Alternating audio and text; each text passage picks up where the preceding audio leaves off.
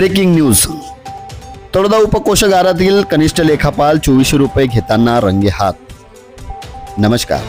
नंदुरबार लाचलुचपत प्रतिबंध विभागाच्या युनिटने यशस्वी सापळा रचत तळोदा उपकोषागार कार्यालयातील कनिष्ठ लेखापाल भैरवनाथ शिवाजी मोरे वर्ग 3 यांना 2400 रुपयाची लाच स्वीकारताना रंगेहात पकडले आहे। तक्रारदाराच्या आईच्या शासकीय आश्रमशाळा बोरद येथे कामासाठी पदावर नियुक्ती आहे।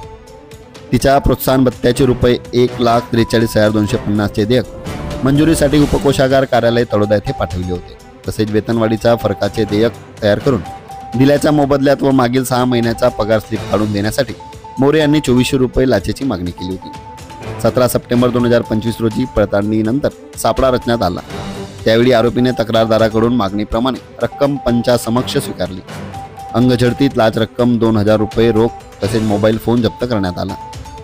संबंधिताच्या घर झडतीची कारवाई सुरू असून त्याच्या विरोधात तळोदा पोलीस ठाण्यात गुन्हा दाखल करण्याची प्रक्रिया सुरू आहे। ही कारवाई पोलीस उपअधीक्षक प्रशांत भरते यांच्या मार्गदर्शनाखाली करण्यात आली।